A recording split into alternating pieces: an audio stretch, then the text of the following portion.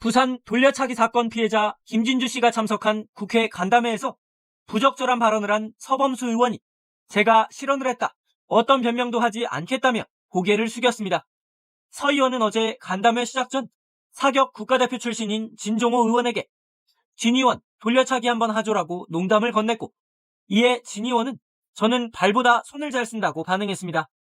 해당 발언을 두고 논란이 일자 서 의원은 범죄 피해의 고통을 결코 가볍게 입에 올려선 안 되는 것이었다며 피해자분과 가족분들께 머리 숙여 사죄드린다, 피해자분께서 허락해 주신다면 직접 찾아뵙고 사죄드리겠다는 내용이 담긴 입장문을 냈습니다. 진 의원 역시 입장문을 통해 진심으로 사죄드린다고 밝힌 상황. 정치권에선 의원들의 사과와 별개로 이들에 대한 당 차원의 징계가 필요하다는 주장도 나옵니다. 정신이 나간 발언이라고 생각을 하고요. 저는 괜찮습니다. 예. 제발 이런 거에 관심 갖지 말고 이 범죄 피해자가 겪을 만한 그 지옥에 대해서 훨씬 더 집중해 주세요라고 어저께도 글을 바로 올리더라고요. 저 그런 모습 보면서 진종호 의원, 서범수 의원 진짜 반성하셔야 된다. 이런 거야말로 사실 이 국민의힘에서 윤리위 가동시켜가지고 징계해야 될 문제지. 진종호 의원님, 돌려차기 한번 아주 짧았지만 명확히 들으셨죠? 이게 제정신입니까? 네. 돌려차기 한판 하시죠? 어떻게 이런 말을 할 수가 있죠? 그랬더니 이제 진종호 의원이 그 얘기를 딱 듣고 이제 살짝 웃으면서 저는 발보다는 손을 잘 씁니다. 이제 이렇게 답변을 또 했어요. 이것도 제정신의 답도 아니고, 어떻게 국회의원 두 분이 특히나 어떤 자리인지 모르고 나온 것도 아닐 텐데, 그러니까 이 자리에 와서 이거 주최한 사람한테도 당연히 뭐 예의도 아니고 이 피해자한테는 정말 이 씻을 수 없는 상처를. 그러니까 저는 이거를 보고 그러니까 한참을 좀 그러니까 논리적으로 좀 이해를 해보려고 네. 이제 노력을 했는데 그러니까 왜 이게 왜 웃기지? 그러니까 농담이잖아요. 그러니까 이게 맥락이 있어야 돼. 그러니까 목적이 있고 맥락이 있어야 되는데 제가 그러니까 예전에 각종 망언들이 좀 여러 가지가 있었잖아요. 네, 네. 그거를 유형별로 좀 이렇게 예전에는 분류를 분류를 해봤어요. 예를 들면 그 정태욱 의원이 예전에 이부망천 뭐 이런 거 얘기했잖아요. 이런 거는 이제 얘기를 하다가 본인이 생각하는 거를 과하게 과장을 해서 나오는 망언들인 거죠. 뭐 이런 거가 있고, 이준석 후보가 예전에 이제 젓가락 발언 뭐 이런 거는 그러니까 이재명 아들 가정교육도 못 시키고 너희 그런 사람들 아니야라고 하지만은 그런 다른 사람 이거를 받아들이는 사람들의 불쾌감에 대해서는 전혀 생각 안 하는 그런 거죠. 성인지 감수성이라든지 이런 게 떨어지는 약간 이런 망언이라고 보면은, 그러면 예를 들면 최광욱 의원의 이제 짤짤이 발언. 이거는 이제 자기들끼리 웃긴 거예요. 그러니까 맨날 그러고 논 건데 무인이야. 그러니까 그런 맥락들이 있다. 맥락들이, 그러니까 제가 이해가 된다는 게 뭐냐면은 이제 설명이 가능하잖아요. 왜 그러니까. 그랬는지를 알겠다. 이거 용서는 안 되지만. 이게 그러니까 안 되지만, 그러니까 조롱 문화라고 하면 예를 들면은 일베가 예를 들면은 세월호 유가족 앞에서 치킨을 폭식을 하는 거, 폭식투쟁 뭐 이런 게 있었잖아요. 그런 거는 조롱을 쟤들은 사실은 그렇게 사회적 피해자가 아니야. 라고 하게 조롱을 하기 위해 이렇게 했다라는 그런 맥락들이 있어요. 이건 뭐지? 이 양반은 도대체 지금 이게 조롱을 한 것도 아니고, 그러니까 이게 무슨 과장을 한 것도 아니고, 이게 웃긴 것도 아니고, 그러니까 아무 생각엔 뇌가 우동살인 거예요. 그러니까 쉽게 얘기를 하면은 아무 생각이 없는 거예요. 이 사람들은 평소에도 그냥 다른 사람의 이런 거는 무인인 거고 아무 생각이 없고 그냥 이렇게 살아온 거예요. 그러니까 이분들은 너무, 그러니까 이게 왜 웃긴지가 설명이 안 돼요. 그러니까 왜 돌려차기가 이 타이밍에 나와야 되는지, 그게 저는 가장 충격이고 조금 이해할 수가 없다 이게. 그러니까 그러니까 더 말을 못 잇겠더라고요. 이거를 보면서. 돌려차기에 관련된 일은 좀 피해자한테는 삶을 송두리째 빼앗긴 잔혹한 기억이잖아요. 그거를 저렇게 웃으면서 농담할 수 있다? 우리 앵커께서 말씀하신 것처럼 그건 제정신이 아닌 것 같아요. 저는 SNS상에서 그냥 비겁하게 사과문 올려놓고 전화통화해서 저 사죄했어요, 이걸로 끝날 일이 아니고, 저는 이거는 본인이 본인 육성으로 저분과 또 국민들에게 사과를 해야 되고, 저는 저러한 공감 능력이 없고 저런 생각을 갖고 있는 사람은 국회의원 하면 안 된다고 생각이 들어요. 국민의 대표가 될 자격이 없습니다. 저는 이 사건은 그냥 의원직 사퇴까지 해야 된다, 그런 생각까지 갖고 있거든요. 근데 너무 비겁한 모습이에요 지금. 이거 공감 능력까지는 안 가도 될 것 같고 그냥 상식만 있어도 그러니까 상식적인 판단만 해도 그러니까요. 이런 농담은 할 수가 없을 것 같은데. 그러니까 경악스러워요. 네. 무맥락 드립이잖아요. 아까 말씀하신 대로 예. 그러니까 어떻게 어느 부분을 웃기려고 한지도 이해를 못하는. 그러니까 제가 이 농담을 어떻게 좀 살려볼까를 생각해봤는데, 그러니까 문대성 의원이었으면은 그것도 이제 가해자를 돌려차기 하고 싶다. 요 정도 맥락에도 약간 간당간당합니다. 그걸 무슨 소리로 쓰냐, 뭐 이런 식으로 볼 수 있는데, 그러니까 정말 기괴하고 실패한 농담이라고 생각하고 이게 참 이렇게 일반화할 수는 없지만 이 두 분이 또 친한 게라는 점 때문에 더 이제 비판이 가해지는 것도 있는 것 같아요. 그러니까 막 한동훈 대표는 괜찮은데 친한 게가 더 싫다 이런 얘기 하시는 분도 꽤 많거든요. 사실 밉상이다 뭐 이런 식으로. 그래서 이게 본인이 이렇게 지지하는 그 어떤 주군에게 해가 될 수 있음도 인식하셔야 되지 않을까 싶습니다. 하여튼 뭐 누굴 더 뭐 주군이라고 표현하셨습니다만 그런 사람들한테 해대는 거는 뭐 진짜 한참 후순인 것 같고 이 피해자분께 다시 진심으로 그럼요. 사과를 하고 그 사과의 진정성이라고 할까요? 뭐 그런 거를 보여주기 위해서라도 아마 말씀하신 것 같은 걸 책임 있는 어떤 행동들이 뒤따라야 되지 않을까. 저는 이분이 울산시당 위원장이거든요. 네. 일단은 당직은 그만둬야 되고 네. 저는 뭐 거듭 말씀드리지만 의원직도 사퇴해야 된다. 이런 사람 자격 없다. 그렇게 말씀드리고 싶어요. 이건 안 돼요. 이런 얘기에서는 이런 생각을 조금이라도 해서도 안 돼요. 이거는 그거를 입 밖에 냈잖아요. 네. 말이 뭐예요? 그 사람의 생각과 판단이 드러나는 거잖아요. 이런 사람이 어떻게 국민의 대표가 될 수 있습니까? 네. 그러니까 이게 막 우리 이석현 평론가가 얘기를 했지만은 이제 뭐 이게 저는 막말은 아까 제가 뭐 쫙 사례를 든 것도 네네네네. 있지만은 정당하고도 상관없고 개파하고도 상관없고 그냥 어느 진영 어느 개파든 또라이 총량의 법칙이 있어서 항상 또라이들은 있다고 생각을 해요. 근데 이게 그러니까 이거 지금 당내에서 다시 징계 얘기가 나오고 있거든요. 저는 이거 징계할 수준이라고 보거든요.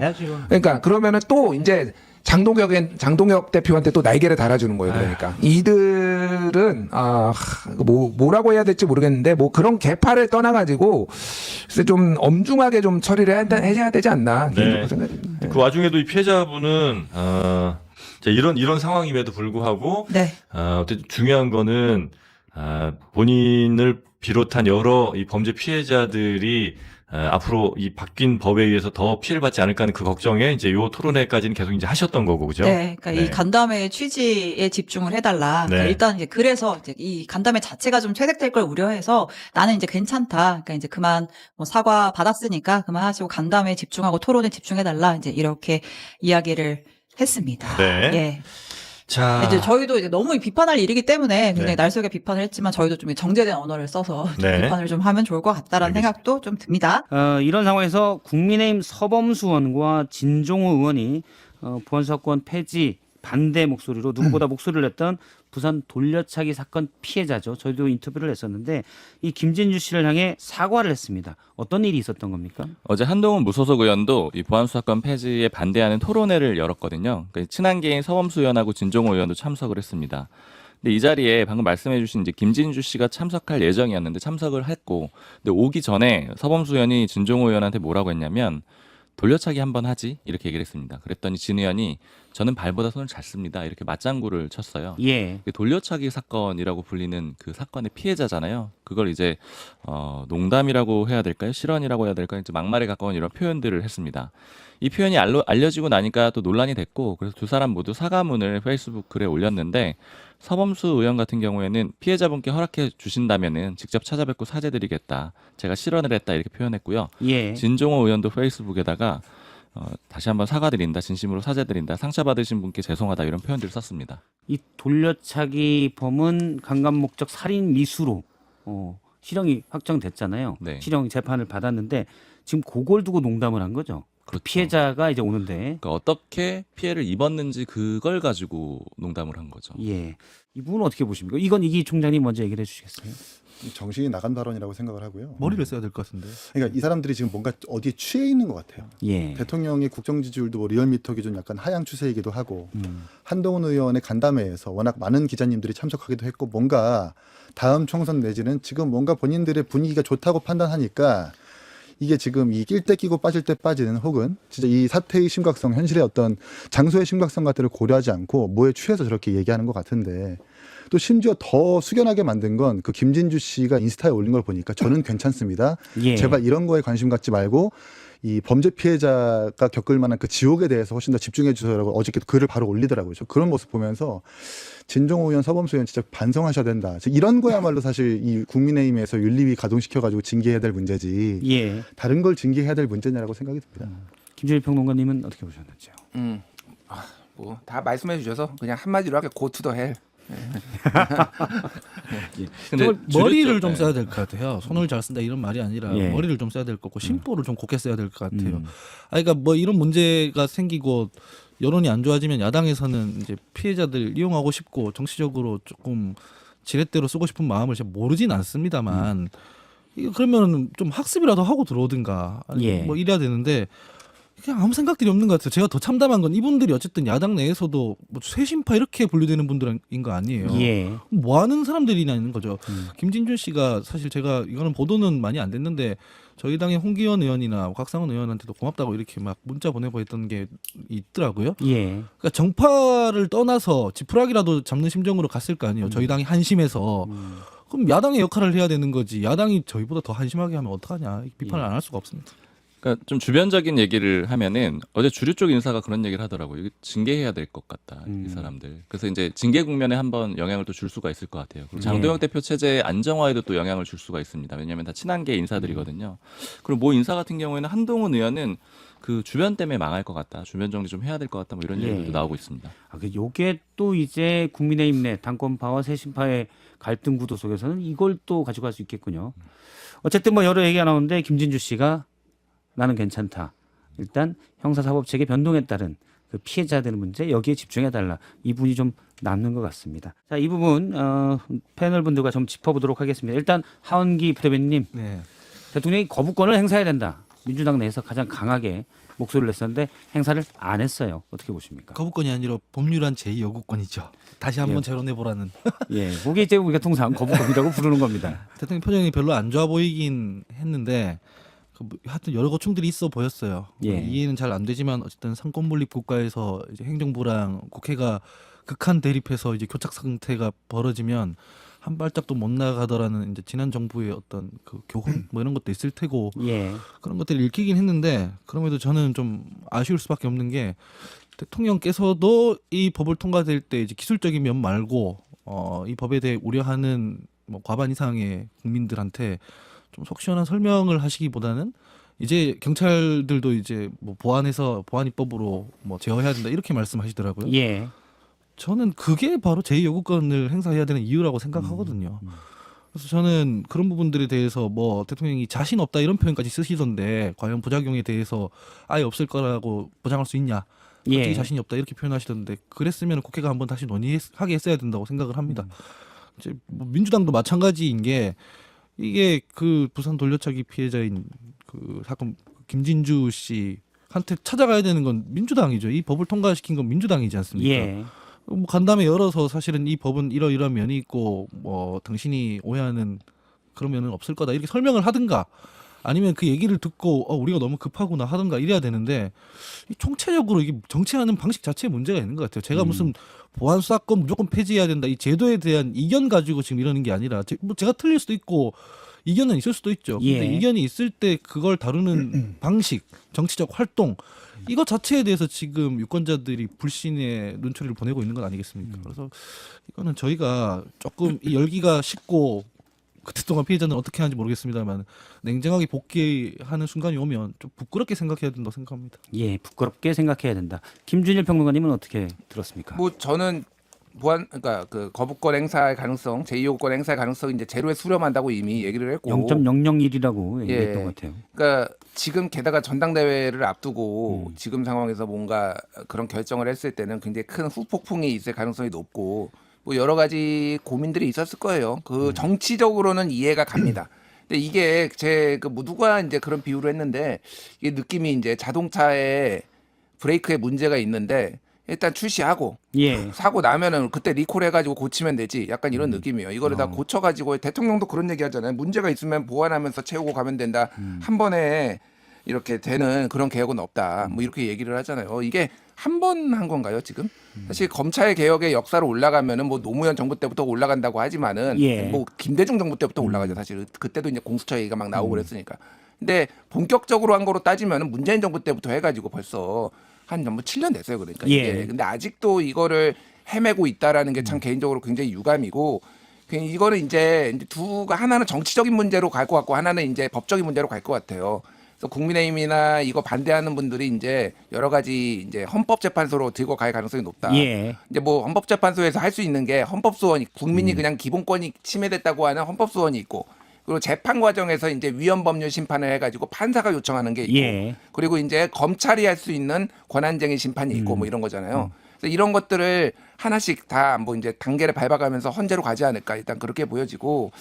그러니까 어제 저는 그 오마이뉴스에 이제 인터뷰 기사가 나왔는데 한상희 그 건국대 법학전문대학원 교수 이분이 이제 진보적인 성향이고 검찰 개혁에 대해서도 상당히 동의를 하는데 이거는 정치의 영역이 아니라 전문가의 영역이다라고 얘기를 하고 그러니까 이거 보안수사권 폐지에 대해서 반대하시고 비판하시는 분인데 검사의 기소권이 이거는 침해돼서 이거는 헌재로 가봐야 된다는 취지의 얘기를 했어요. 무슨 얘기냐면은 기소를 하려면은 이거를 좀 완벽하게 이런 어떤 문제가 있는지를 다 확인을 해야 되는데 이건 수사권을 없앤 거 아니라 기소권을 지금 제한한 거다 이거는. 그러니까 보안 수사는 기소권을 온전하기 위한 장치다라는 해석인 거군요. 그렇죠. 그러니까 뭐 이런 해석도 있는 거고 그게 뭐 100% 옳은지는 제가 모르겠습니다만 어쨌든 전문가들도 소위 말해서 친여 성향의 좀 개혁 성향의 전문가들도 이런 얘기들을 하고 있어서 이거는 두고두고 문제가 될 것 같고 지옥문이 열렸다 얘기를 이제 이거 타이틀이 그거였어요 지금 뭐 지옥문이 그러니까 저기 국민의힘에서 한 그 이제 토론회가 그러니까 지옥문이 열렸는지는 모르겠는데 논쟁은 확실히 앞으로 열릴 것 같은가 한 해 140만 건의 형사 사건이 있는데 여기에서 보안 수사권이 필요한 문제가 한 몇 건이 안 나오겠습니까? 그럼 매달마다 이거 가지고 논쟁이 벌어질 것 같아서 참 나라가 어지럽겠다 그 생각이 듭니다. 통계를 보면 검찰의 보안 수사가 기존에는 약 한 달에 10,000여 건, 12,000여 건 정도가 이렇게 됐더라고요. 이긴 총장은 어떻게 보십니까? 그러니까 이 보안 수사권이라고 하는 게 민주당이 만든 대안이었거든요. 2023년인가 2년에 그 이제 문재인 정부 당시에 6대 범죄를 제외한 나머지 수사에 대해서 검사들이 직접 수사를 폐지하겠다라고 하는 검경 수사권을 조정하면서 나온 대안이 바로 이 보안 수사권입니다. 이게 노무현 대통령이 주장했었던 것도 아니고 과거에 민주당 인사들이 주장했었던 대안도 아니었어요. 그러니까 검경 수사권 조정하면서 폐해가 우려가 되니까 만든 민주당의 대안이 보안 수사권이었는데 이제 와서 보안 수사권 다시 폐지하겠다라고 하는 것은 대체 어떻게 대비할 수 있는가라는 의문을 자아내기 충분할 것 같고요. 하원기 부대변인의 말씀은 정말 양반입니다. 다른 민주당 분들 패널분들 보면 그냥 이재명 대통령이 울며 겨자 먹기식으로 민주당이 당론을 정했으니까 어쩔 수 없이 따라간다는 식으로 말씀하시는 분들이 많은데 그런데 전 국민들의 60% 이상이 반대를 하고 있고 야당뿐만 아니라 민주 집권 여당의 일부가 또 반대하고 있고 범죄 피해자까지 직접 나서가지고 반대하고 있는 상황이라면 그런 상황이라면 당연히 거부권을 써야 되는 건데 거부권 안 쓴다라는 그 설명은 대통령이 이제 나서서 직접 보안수사권 폐지를 주도하고 있다라고 해석해도 좀 과언이 아니라고 생각을 하거든요. 게다가 보안수사권 폐지뿐만 아니라 대통령 본인의 어떤 사법적 리스크 내지는 재판 관련된 조항까지 들어가 있는 건 아닙니까? 그러면 더더욱 대통령께서 직접 거부권을 행사해서 이 법을 다시 국회에 넘긴 다음에 3분의 2 이상의 동의가 나오는지 그리고 또 재투표가 이루어지면 익명으로 투표가 이루어지니까 민주당에서 얼마만큼의 반란표가 나오는지도 한번 봐야 될 텐데 그냥 당론이니까 어쩔 수 없이 받아들여야 된다라고 하는 것은 좀 비겁한 변명이라고 생각을 하고 이제는 보안수사권 폐지에 대한 어떤 여러 가지 책임들이 입법부, 집권 여당이 아니라 대통령에게 옮겨갈 것이다라고 생각을 합니다. 그 제2요구권을 거부권을 행사 안 할 거라는 거는 일요일쯤에 이미 저는 확인이 됐다라고 봤던 게 일요일에 이 형소법이 언제 이송이 됐느냐 그러니까 의장실 쪽에 알아보니까 31일 당일에 넘겼다는 거예요. 그리고 의장실에서 확인되는 내용이 뭐였냐면 4일 그러니까 어제 국무회의 때 의결이 될 거다 이 내용까지 의장실에서 확인이 됐었거든요.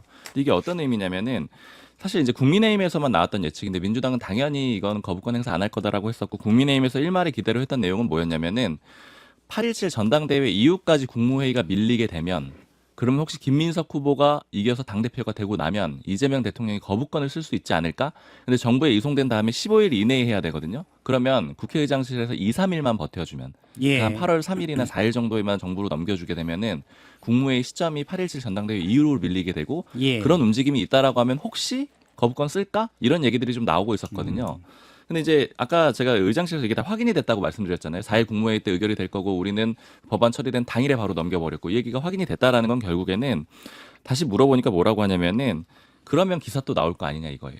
그러니까 그렇죠. 그게 시점을 이런 시점이 좀 열려 있다 이런 가능성이 나오는 기사가 언급된 기사가 나오게 되면 전당대회에 또 영향 줄 거잖아. 그게 이제 후보들 간의 유불리에 영향을 줄 수 있다는 거죠. 그렇죠. 그래서 결국에는 아예 선을 미리 자르는 상태였다. 이미 거부권 행사는 예견이 돼 있었다. 이렇게 좀 봐야 될 것 같고요. 예.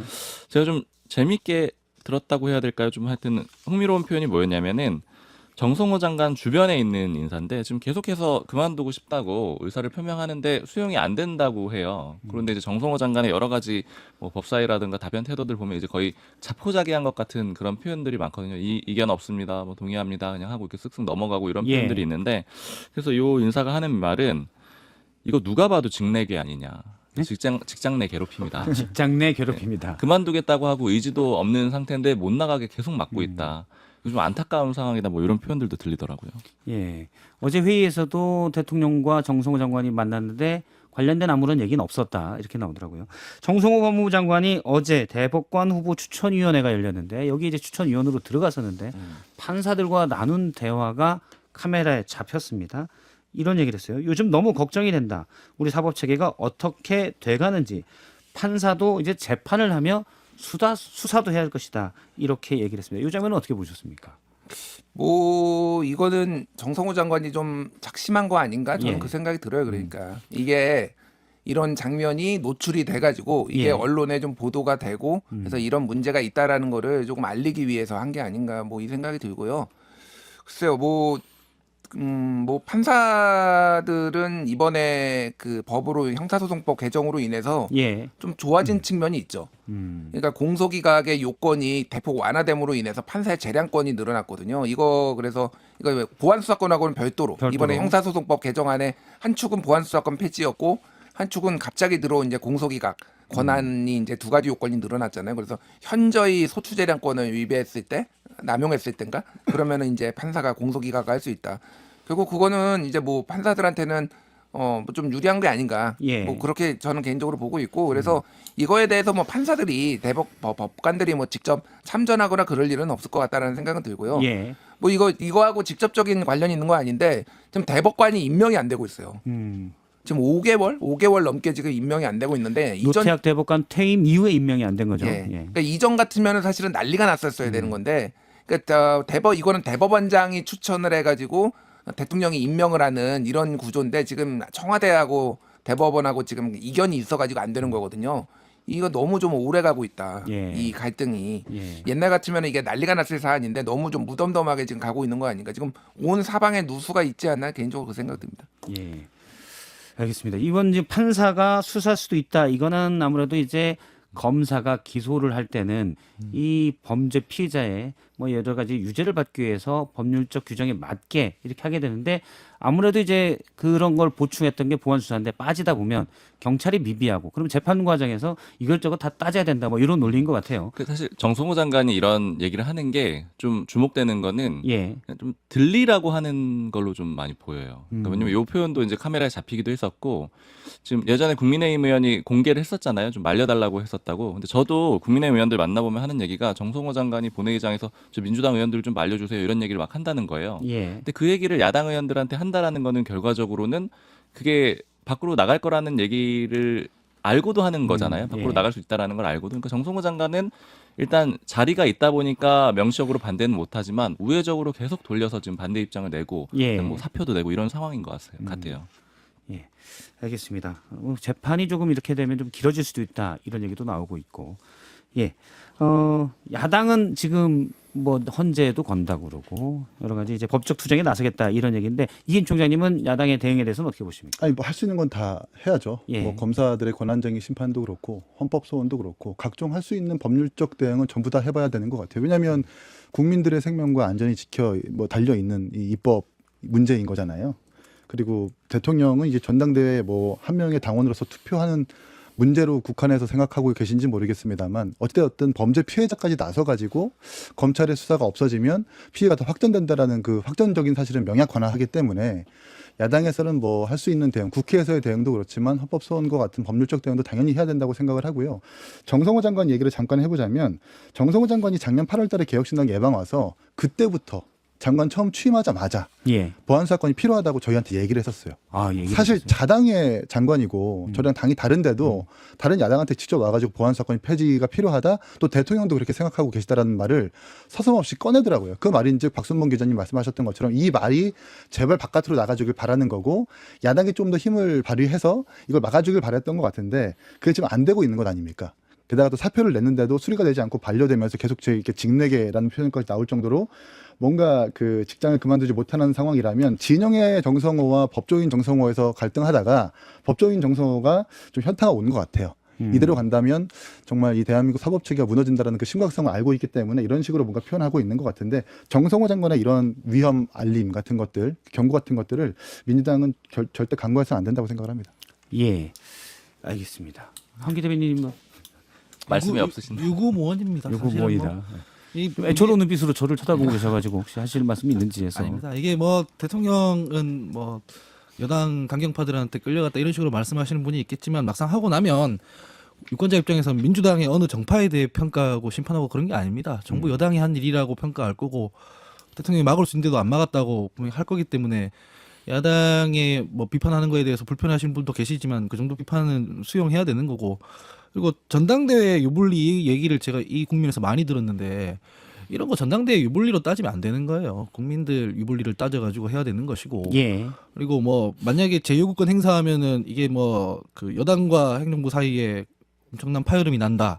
혹은 그거는 행정부가 무능하다는 거를 실토하는 거다. 이렇게 얘기하시는 분들도 계시던데 그래도 괜찮아요. 그런 건 정치 잘해가지고 봉합하면 될 일인데 이거 전당대회 때문에 통과시켜놓고 그 기간 동안 피해 발생하는 거는 누가 책임지냐 이 말이에요. 좀 정치인들이 공적으로 조금 사고하고 행동해야 된다 생각합니다. 피해자의 상처를 농담으로 만든 그날 정치인의 품격은 찾아볼 수 없었는데요. 여러분의 생각은 댓글로 남겨주시고 구독, 좋아요는 큰 힘이 됩니다.